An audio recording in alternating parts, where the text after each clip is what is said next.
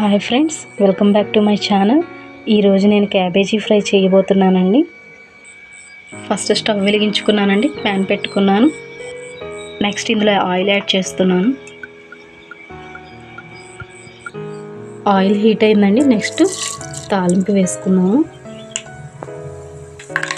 Next ఇందులో cabbage add చేస్తున్నాను. Next ఇందులో ఆనియన్స్ యాడ్ చేస్తున్నానండి. నెక్స్ట్ పచ్చిమిర్చి అండి. నెక్స్ట్ ఇందులో పసుపు యాడ్ చేస్తున్నానండి. ఇందులోనే కాస్త కళ్ళుప్పు అండి యాడ్ చేస్తున్నాను. వీటిని ఇప్పుడు మిక్స్ చేసుకుంటున్నానండి. నెక్స్ట్ ఇందులో కరివేపాకు యాడ్ చేస్తున్నానండి. క్యాబేజీలో వాటర్ కంటెంట్ ఎక్కువ ఉంటుంది కదండి. సిమ్లో పెట్టుకొని కనుక మనం ఫ్రై చేసుకుంటే బాగా మగ్గిపోతుందండి. దీంట్లో వాటర్ యాడ్ చేయాల్సిన అవసరం లేదండి. ఈ క్యాబేజీలో ఉన్న వాటరే సరిపోతుంది.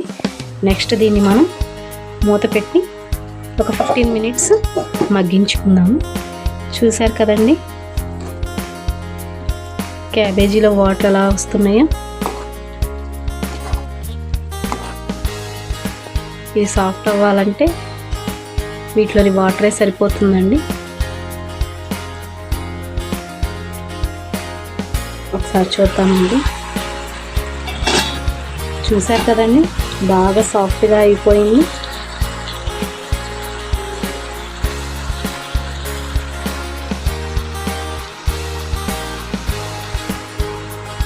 చూద్దామండి. ఇలా ఆయిల్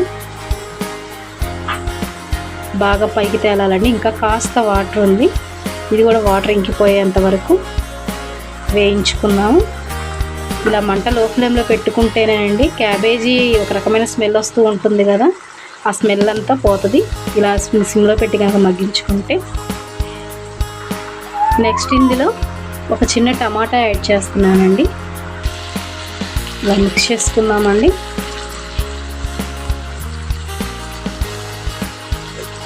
నెక్స్ట్ ఈ టమాటా కూడా మగ్గేలాగా మూత పెట్టుకొని ఒక 5 మినిట్స్ సిమ్లో ఉడికించుకుందాం. చూసారు కదండి బాగా మగ్గిపోయింది. ఇప్పుడు నెక్స్ట్ ఇందులో వెల్లుల్లి కారం యాడ్ చేస్తున్నాను. దీన్ని మిక్స్ చేసుకుంటున్నానండి.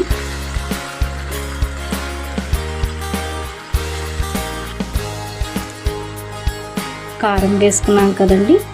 ఇప్పుడు ఇది ఒక 2 నిమిషాలు మగ్గేంత వరకు పెట్టుకుందాం.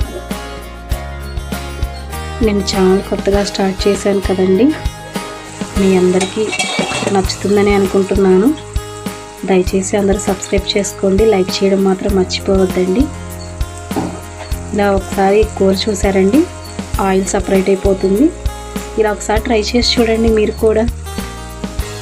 క్యాబేజీ ఫ్రై అంతే అండి. వేడిగా క్యాబేజీ ఫ్రై రెడీ అయిపోయింది. నెక్స్ట్ ప్లేట్లో తీసుకుని సర్వ్ చేసుకున్నామండి.